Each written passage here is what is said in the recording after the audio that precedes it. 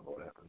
Anyway, happy Tuesday, happy April, NCAA basketball fans. I'm sure a lot of you are a little groggy if you're hearing this in the morning, staying up late to watch Villanova win their second NCAA championship in 3 years. Congratulations to Jay Wright and the Wildcats. Before we get going here on our weekly Trogcast, two really old guys talking NCAA basketball. Introduce myself, Jeff Zink, old guy number one, talking to old guy number two, Jim Reaker. I'm sure you stayed up until the wee hours to watch the end of that game. Oh, yeah. Villanova Wildcats, second national championship in 3 years, dominant fashion. I guess no big surprises at the end of the season that had so many surprises throughout the year. Just a dominating tournament for the Wildcats and bringing the national championship back to the Big East again. Yeah, that's true. And, of course, we always get ahead of ourselves a little bit with the championship being just the night before, but got to go back to Saturday to the two other games in the Final Four. That was Michigan ending the Cinderella run of Loyola Chicago to get to their second final game in the past 5 years, and Villanova just dismantling Kansas. Let's talk about the Ramblers and the Wolverines first there. Probably the better of the two games when you look at it, because Loyola Chicago was in control of that game until about the 8 or 12-minute mark and that whole thing of the second half, and then Michigan just took over. Yeah, and of course the Ramblers will be remembered in 2018 as the Cinderella team, and Sister Jean, of course, becoming a national figure because of their success with a couple buzzer beaters early on. If we recall, a few weeks ago, they barely got out of those games, and then their regional championship was in dominant fashion over Kansas State. And yeah, you had to think about halfway through the second half that they were going to do it again, and almost in dominating fashion. They were playing good basketball, team basketball, and were seeming to control the Wolverines until Mo Wagner just kind of took over, and they hit a rough patch that they could not. I think they went a 6-minute streak there. They did not score, and they just couldn't recover from that. And so the Cinderella story came to an end. But again, what a great story it was, and of course brought back all the memories from 1963 when they did win a national championship. So I mean, remember we talked last week, that was kind of our sentimental view. We both kind of like to see them win the national championship. What a story that would have been for the Chicago school. But I think we both also in reality said that it was probably going to be the school from Philadelphia that won it. But what a great game. And actually it was great to watch Mo Wagner, who I've seen a lot of highlights of but never really watched a full game. And he is quite the player and probably will be in the NBA next year. But, yeah, that was a better game of the two. Yeah, no doubt about it. And you hit the highlights right there. Mo Wagner took over that game, and I think I said second half. It was really first half where the Ramblers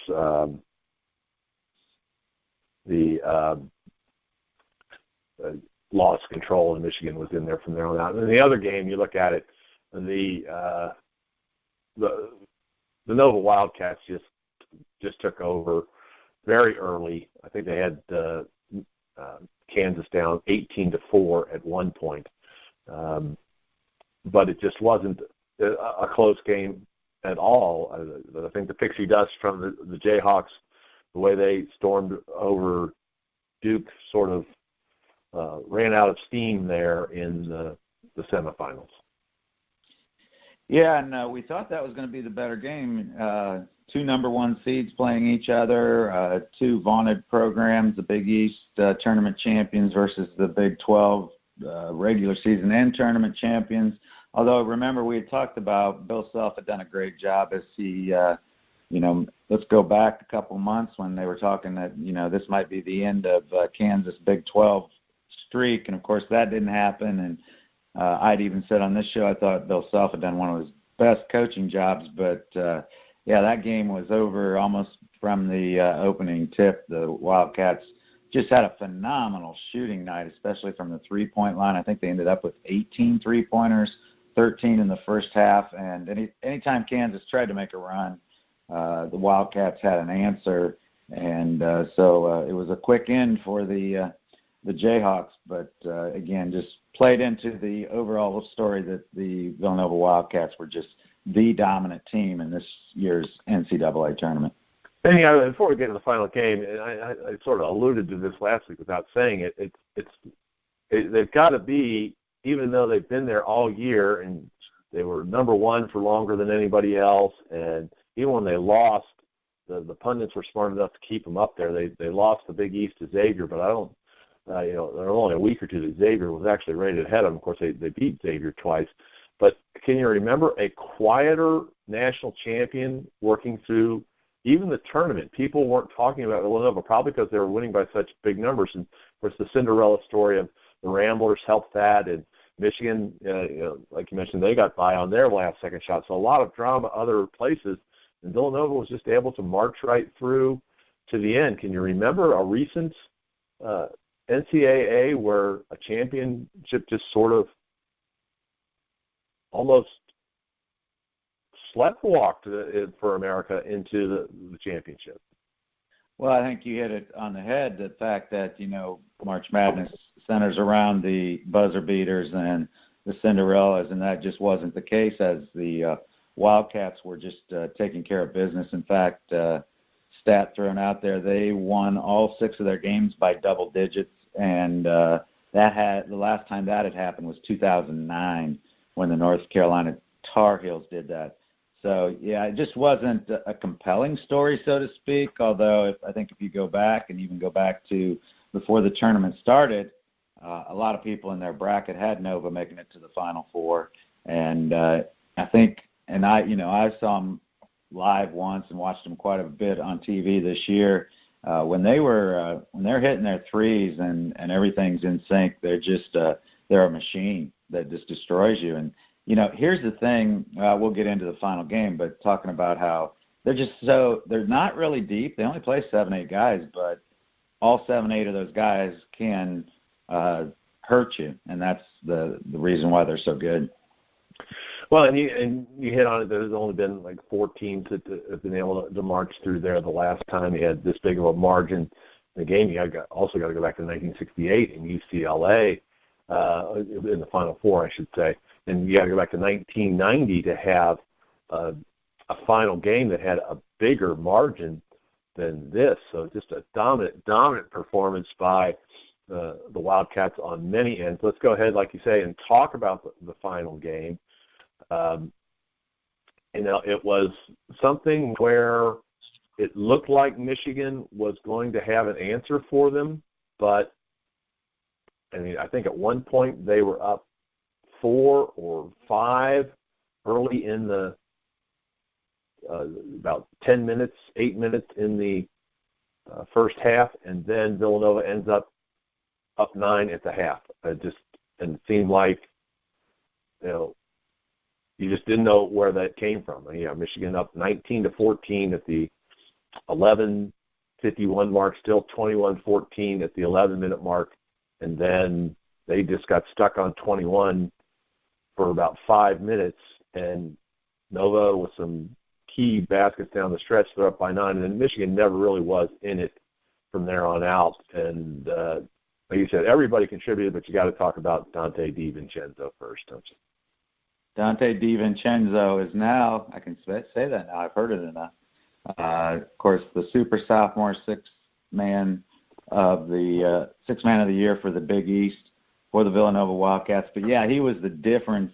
And, it looked like a game, 21-14 there with about 10 minutes or so in the first half. Looked like we were going to have a true rock'em sock'em fight, but Dante DiVincenzo comes off the bench and just lit it up. Of course, the super soft, which we've seen for 2 years in the Big East, of course, he came out of Delaware. In fact, his nickname was he was the Michael Jordan of Delaware. And, of course, he showed that last night with his shooting and some of his athletic moves. And he even said in his post-game interview that the most exciting part of the game was when he blocked a shot underneath the basket. I can't remember.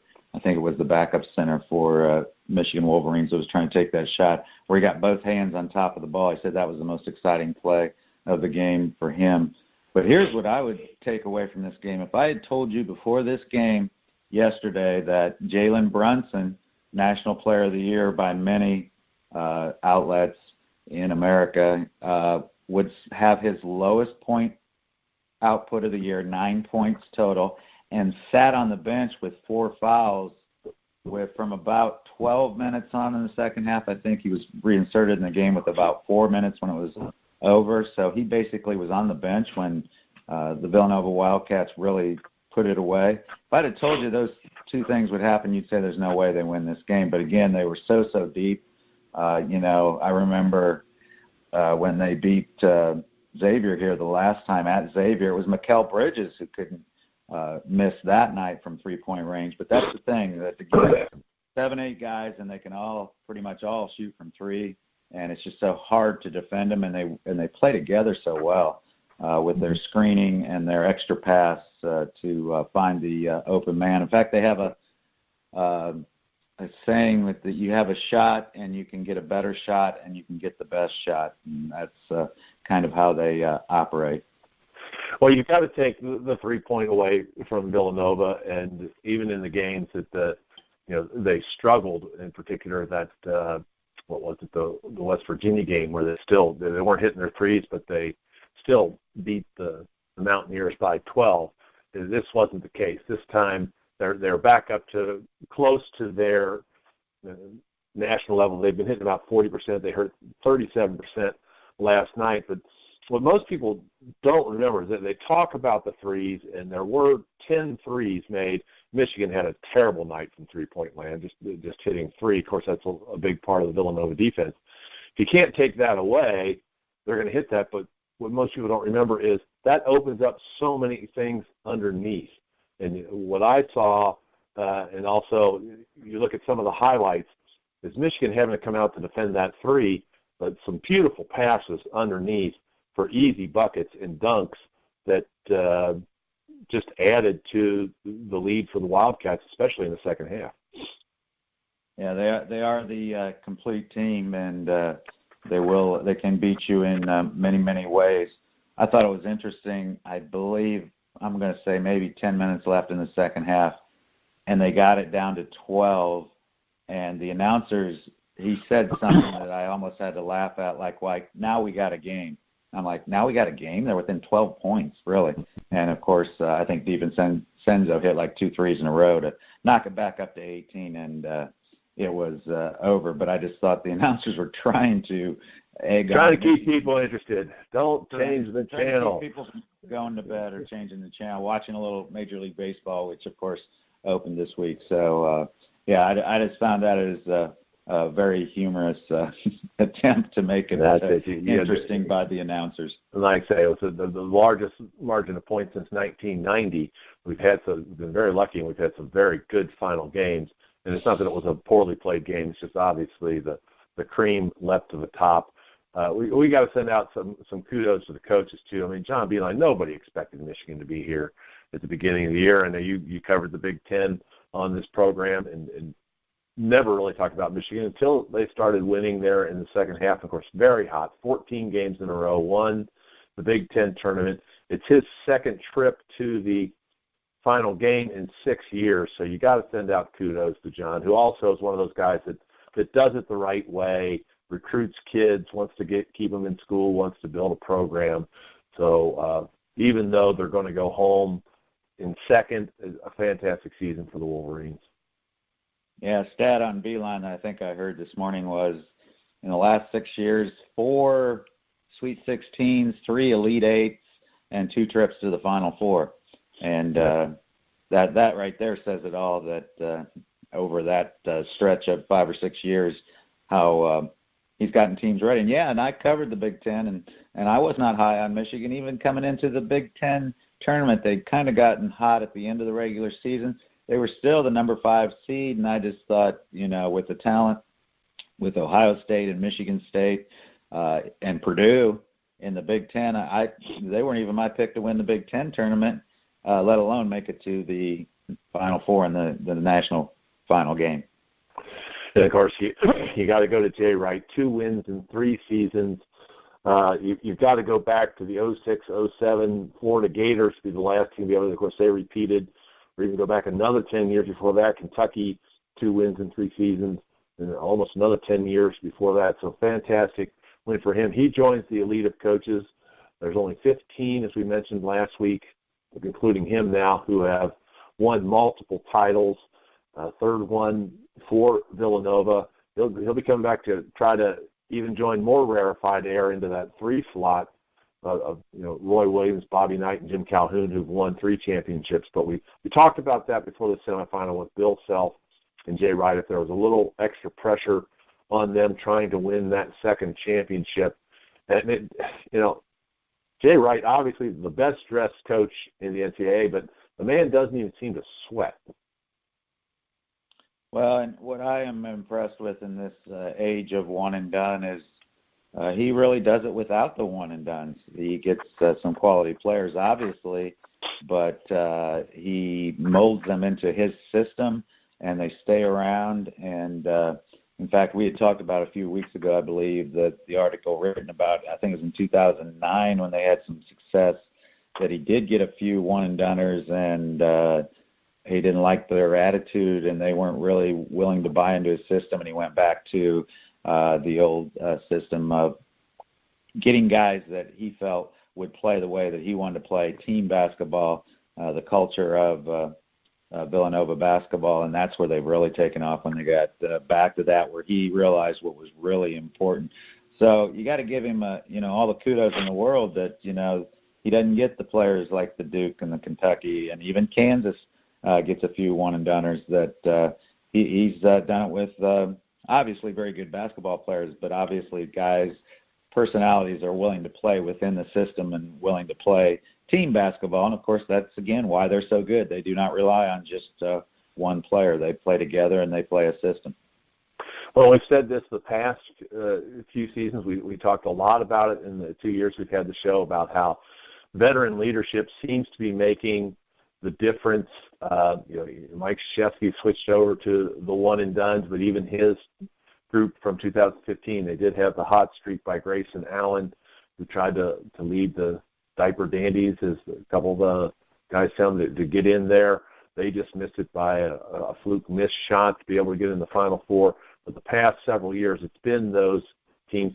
A lot of people are making a lot out of the fact that none of the one and done teams made the Final Four, and I bring that up also that last shot, because if Grayson Allen's shot falls, they're in there. So it's not, I don't think, mockery of the one and dones. It just wasn't a year this year, but it does bring up the topic of watching Jay Wright do it this way and Roy Williams do it that way, to win last year. Mark Few at Gonzaga. I know you've brought up a couple of times here what the Big East commissioner wants to do about that. And I think the NCAA is going to look into it a little more sharply this offseason. But what should be done about the one and done situation? Well, and, I think we talked about this even last year. We talked about the kind of the model that the college baseball uses, and that's what Val Ackerman kind of proposed, that number one, you can come right out of high school and go to the NBA. If you have that talent and those marketable skills, that you should be allowed to do that like in any other profession. Although Val Ackerman makes a very good point, it's not the NCAA's rule. It's the NBA's rule that you have to either be 19 years of age or 1 year removed from your high school graduation. So, the NCAA can do and say whatever they want, but it has to be in conjunction with the NBA. There was a development right here in Cincinnati that a young man from Princeton High School, I don't have his name, maybe you have it, but who was supposed to go to Syracuse, who just announced this week he will not attend Syracuse, and he is going to go to the G League of the NBA to play before he becomes eligible for the NBA draft. So there is a way around it if you want to. And I think we're going to see more of that. I think part of it is I don't know if it's the correct word, the mockery of college education that maybe has been displayed by the one and doners.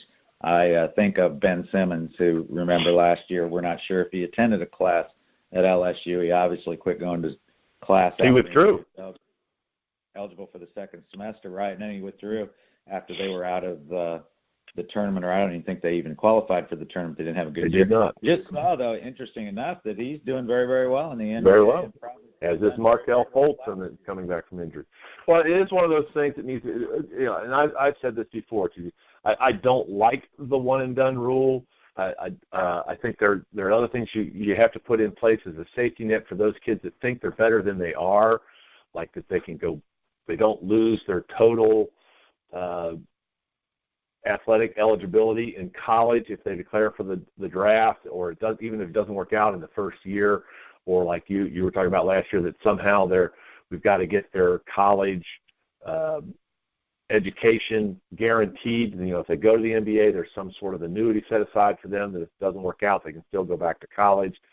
But there are options. I think that's one of the biggest misnomers, and you bring it up, that it just blocks them from going to the NBA, and it's not an easy option. There is the D-League they can go to. They can go to Europe. They can go to Lithuania, as somebody is. There's professional leagues all over the place. The difficulty is that's tough for an 18-year-old. But you don't have the right to go to the NBA. But I think the NBA is going to have to look at it, and I hope that it's through the expansion of the D-League and a minor league for them. But I also like, and I've said several times, that I like the baseball model, whereas if you commit to school, you got to go to 2 years, and then if you don't commit after the 2 years, you have to stay 4. And that's going to make everybody think just a little bit about what their next step is. Yeah, and it all relates to the other major story that, fortunately, the last 3-4 weeks of great basketball has got us back to why we like this game. But got to remember that major scandal hanging over NCAA basketball with the supposed payouts and all that. But it's all related. That's why that's happened, to try to guarantee players money while they sit out, or they do play in that first college year. That's been, and so, NCAA, going to have to get back to reality. And of course, I'm sure, hopefully, my hope is by next October, when we start gearing up for NCAA basketball, that all the FBI investigation and penalties and the NCAA penalties and all that is all taken care of and out of the way, and maybe we can get back to just the focus on basketball and, for what it is.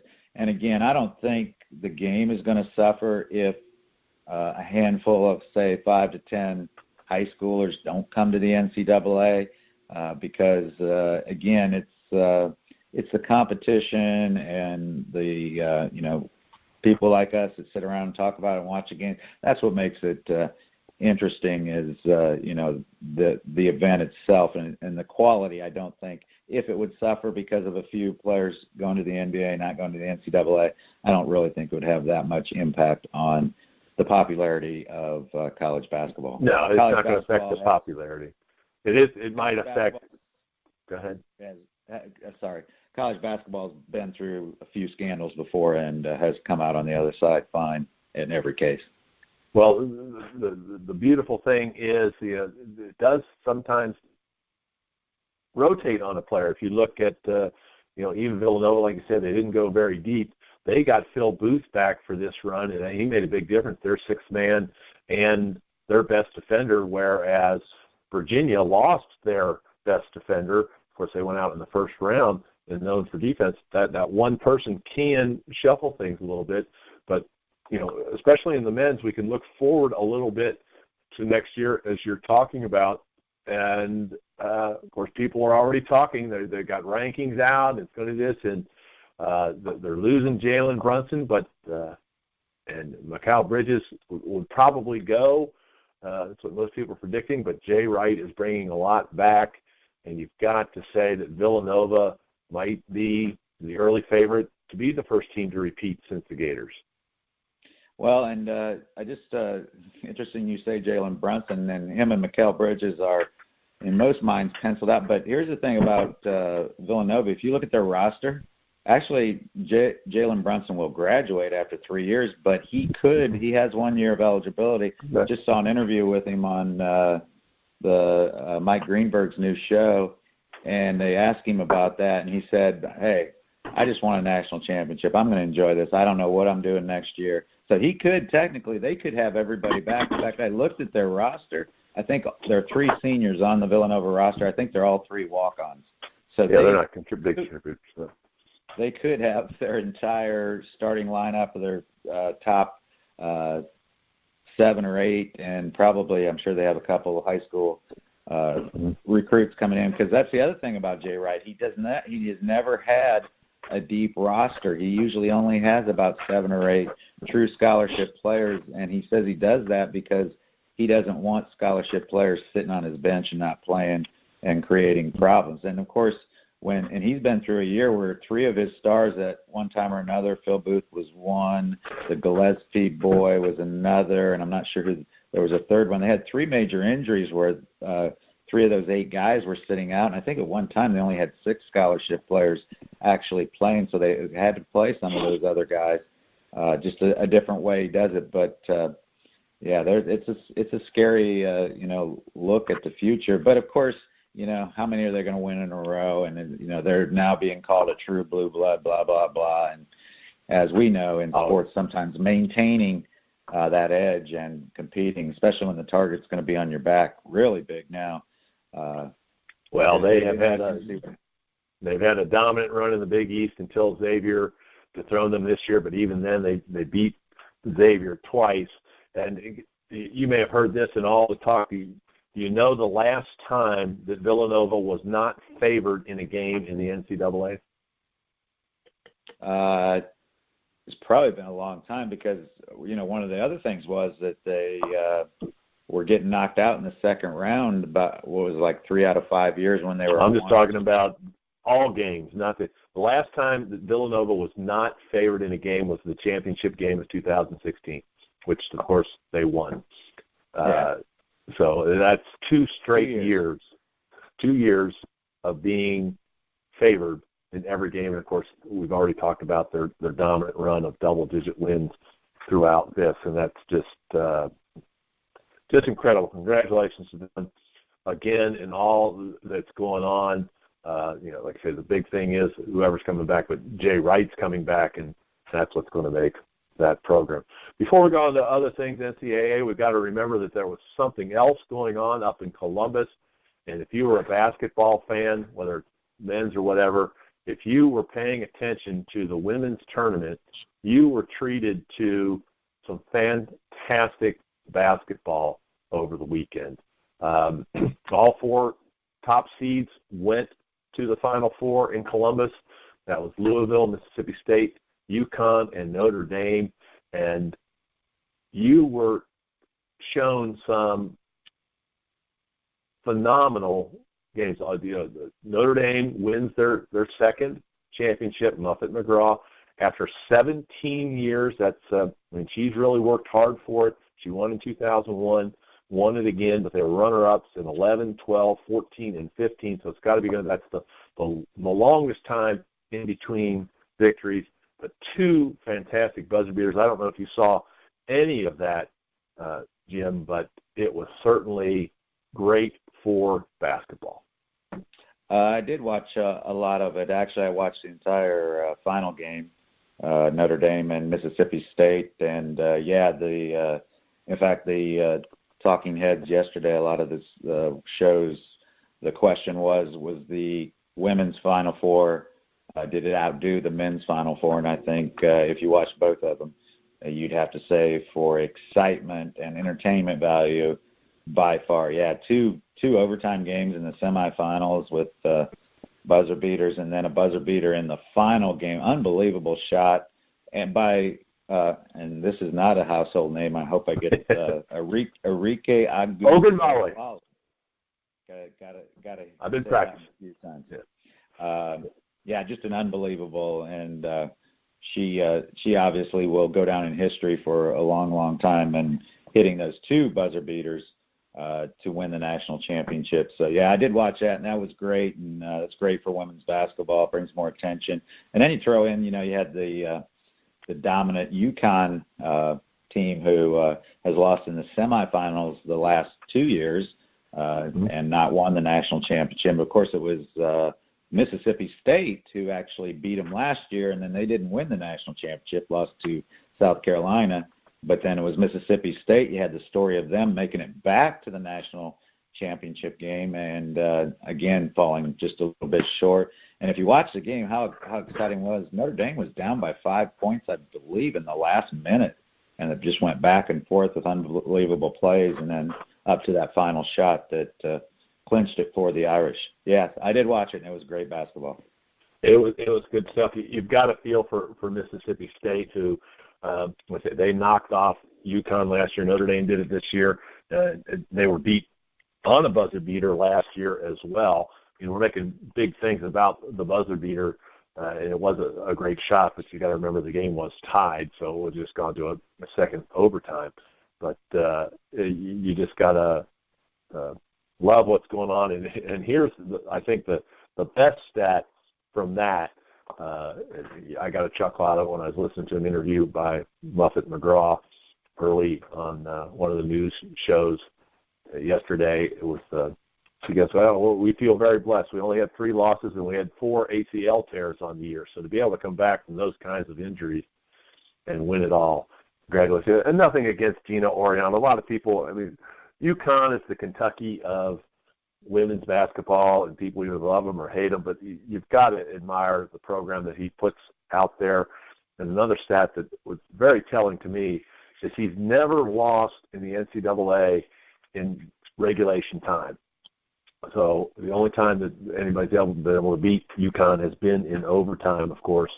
The semi last year went to overtime, and they lost. And, of course, all 3 games this weekend went there. So some great basketball in both Columbus and San Antonio. We get ready for the off season. It's, this will be our last Trog cast of the 17-18 season, and of course we ended our Razor cast a couple weeks ago. But there is other little news, and part of it is Xavier. We got some coaches on the move, and we'll just name some of them, and you can sort of tell me who you think landed in the spot that is going to make the most noise. Of course, Memphis got rid of Tubby Smith after just 2 years, and they brought in their favorite son, Penny Hardaway. So he's coming home, and that allowed Tubby to go home. He's been named the head coach of the university. He graduated from High Point University. And 2 other big moves. Of course, you don't know if Penny's going to be able to have the success or the building success that Patrick Ewing and Chris Mullen have been able to do in the Big East by going on to the coaching ranks and doing it, all veterans on different levels. Danny Hurley leaves Rhode Island to go to the University of Connecticut. And, of course, the big news here in Cincinnati the past week is Chris Mack deciding to leave Xavier and move down the river to Louisville. So your thoughts on any or all of those coaching moves from the past week? Well, of course, the big news here, Chris Mack leaving, and that had been the question for the last week or so. As a Xavier fan, I'm just glad it's over and it's time to move on. I'm kind of from the school that says that Xavier is a program, and doesn't matter who's the head coach, that they will continue forward on that climb up the mountain. In fact, I believe it was Travis Steele himself, who is the new Xavier coach, of course, who was the assistant head coach under Chris Mack for his entire tenure. I think he made it clear. He said, at Xavier, our goal is to make that last 2%. We're that close, that far up the mountain. But he said sometimes that last 2% is going to be the hardest. So I think it was a good move on their part to bring in somebody who's been around, knows the players, knows the system, knows the school, and I think that'll help them go forward quicker. Chris Mack, he's and I understand, saw an interview where he said and we talked about this before, I think he just needed a new challenge. Sometimes people need that in life. He'd been at Xavier for 9 years. He'd had a lot of success, most wins of any head coach there. Brought them their first Big East championship, led them into the Big East. So a lot accomplished there. And but he's, and he doesn't even know, I don't think, what he faces with the sanctions and penalties and things that are going to be laid upon Louisville, as they are in the center of that FBI investigation and, of course, the NCAA investigation. So he's got a challenge ahead of him, and we wish him all the luck in the world, except if he happens to come up against the blue and white of the Muskies somewhere down the road. Penny Hardaway, kind of the, story now, bring back the favorite son. Obviously, seems like Patrick Ewing's done a good job and Chris Mullins in those cases, so we hope that Penny has the same success, but we know he'll bring at least excitement to Memphis, another school that you'd like to see back in the national prominence. So that's my take on it. I don't know if there's any big moves. I just read this morning, I don't think this was true. I'd probably take his bet. Will Jay Wright now go to the NBA? I don't think so. But, you got to have something to talk about for the next, 6, 7 months. I don't think he's ever aspired to do that. I think you're right, Jay. I said that on the our last Razor cast that Chris Mack either had to decide if he was going to be a Xavier lifer or move on and take another challenge, and he decided to take that challenge. To me, the biggest head scratcher, I think, is Danny Hurley going from Rhode Island to Connecticut. I see that as more of a lateral move than a step up. Yeah, a little bit of a tougher conference in the American Athletic from the A-10, but UConn just is not the program that it used to be. And you talk about sanctions, they're probably coming there as well. They fired Kevin Ollie for cause, even though he has won an NCAA championship, so maybe he thinks he can restore the luster to the Huskies on the men's side. But I would think with the success he's had at Rhode Island and what he's done, he might have parlayed that into a bigger job. But maybe he just sees this as a stepping stone. And you got to feel for Tubby Smith, but I think Tubby is time is passing him by. I don't think he's quite up on things the way he was 20 years ago. He did win his one NCAA championship in 1998, I should say. So he can go that way. But we wish him all, and I'm sure there's going to be more dominoes to fall and things shifting around. There are others. San Diego elevated their top assistant from interim to permanent, and there's a big mix. Pitt's got a new coach, but we can always talk about those in years to come. But we just want to say again, congratulations to Jay Wright and the Villanova Wildcats and Muffet McGraw and the Fighting Irish for their championships. It's finally April. Maybe this will be the sign to turn the weather to say, hey, spring is actually allowed to come and stop all this cold and wet weather as we head into baseball season. As we wind down here, I'm sure you either have some final thoughts or a nice little trivia question to end up with. I actually have 2 trivia questions. Did my homework, but from things you have said during this broadcast, I don't think they're going to be too tough for you.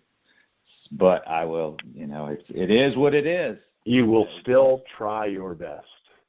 All we can. Try my best. But, the first one, again, is I always try to relate it to something we talked about. Knew we were going to talk about the final game and the large margin of victory for the Villanova Wildcats over the Michigan Wolverines. So the first question that popped in my mind that I did research on, but I think you may already can answer this, is what in the history of the NCAA tournament final game, what was the largest margin ever? Year. Well, it's hard because what's that? Year and teams. Well, I think it's be what I already mentioned. There have been some big ones, but I think it is still that 1990 UNLV pounding of Duke, which they won by 30.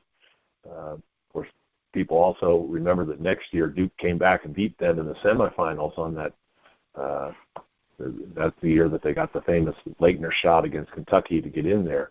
So they got their due. But I think that's what I'm going to go with. That is, and then we'll check your Googling skills here maybe. Can you tell me the final score and what the difference was? I've already told you what the difference was. It's 30, and I've got the championship up. That's why it's part of my research. It was 103 to 73. You got it. And then the other question I had for you relating to Villanova and Jay Wright, but again, I think you already covered this as we were talking a little bit, but Jay Wright joins only two other active coaches who have at least 2 national championships. But I think you already alluded to that. You would tell me the answer to that is? Well, the great Mike Krzyzewski is the first. He has 5, and then Roy Williams has 3, and that's the upper echelon that you're hoping that he will jump into now that he's got his second. It's hard to get the second, probably even harder to get the third. Roy Williams has got 3 just since 2005, and Bobby Knight got his 3 within 12 years from 76 to 87. John Calhoun, sort of the same 12-year, right, but it was 5 years from 1 to 2 and another 7. So I think that's a harder one to get. So, yeah, Krzyzewski and Williams, you're talking about active coaches that have 2 or more. And, of course, we know that the record for national championships as a head coach probably will never even be anybody even come close to that being the great John Wooden, who has 10 in 12 years. I mean, you look at that, just talk about that. Jim Calhoun has 3 over 12 years. John Wooden had 10. Of course, a different year then. 68 teams didn't go to the NCAA tournament.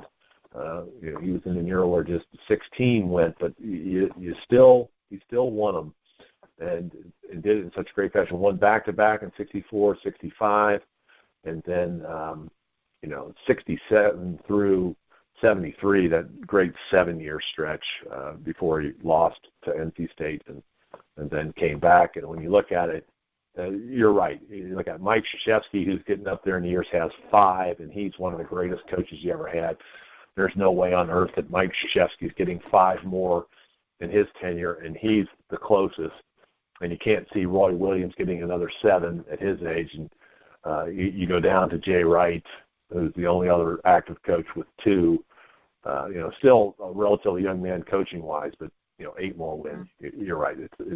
John Wooden is always going to be the guy at the top of that. Yes, he is. So that's all I have. I'm sure you have some interesting tidbits or facts for us to finish up. Well, I've got a couple of just a couple little things to mention here and to tell you what I say. You can go back 50 years, and I talked about it at UCLA with the team with the biggest blowouts in the finals, and it was 1968. That's the second of Lou Alcindor's 3, and they blew out North Carolina by 23 in the championship game. But probably most people remember a little bit more the semifinal game where they just demolished Houston 101-69, and that was sort of repayment for one of the it seems like 2,000 games of the century what I was talking about. But the big game during the season where Alvin Hayes and the Cougars brought the Bruins down to the Astrodome, big media hype, and they really pounded. They beat UCLA in that, and UCLA paid them back. Lou Alcindor didn't play much in that game because he had an eye injury, but came back to that. And it's also, I want to harken back to 1968 for a couple of historical references. One is the fact most people don't remember the Olympic year, but with different protests going on throughout the country, Lou Alcindor decided not to play for the Olympic team that year. And just to give you an idea of how tumultuous it was, just in this week, 50 years ago, would have been last Saturday, 50th anniversary of Lyndon Baines Johnson's announcing in a nationally televised address that he would not seek re-election as president in a tumultuous time where he was trying to do a lot of things to help the poor with his Great Society, but he was also embroiled in all the schism of the Vietnam War. And sadly, also just less than a week later, just 50 years ago tomorrow, is when the civil rights leader, Dr. Martin Luther King, was assassinated, all within about 5 days, which will tell you what 68 was like. If you're a history fan at all, sports or anything else, you got to look back at 1968 So many things going on, not just in the United States, but around the world. The Prague Spring, the demolition of Charles de Gaulle in France, the invasion of Czechoslovakia. After the Prague Spring, riots in Mexico City before the Olympics, and, of course, all the things that went with the political scene there, the staging of things in Chicago for the Democratic National Convention, the assassination of Dr. King, and later Bobby Kennedy. So, and on more of a social note, but it does tie into the basketball as well. We will end by saying, once again, congratulations to Jay Wright and the Wildcats and the people of Philadelphia, where you know a celebration is serious when the police go out and grease the light poles so people can't climb them should the team win. And, of course, Philadelphia on a roll with their Eagles winning the Super Bowl. Now the Wildcats there, and again, Muffet McGraw and the Fighting Irish. So I'm sure your son's dancing a jig out there in Oakland. Of course, thanks to Jim, my good friend and partner on these podcasts, and my good pastor of the Grueling Truth for allowing them to happen. And more importantly, all you people who put up with us and listen to us once or twice a week, we're thankful that you're there, and continue to support NCAA basketball. All right. Well, another great year, Jeff. All right. Everybody take care, and on to the NBA and baseball.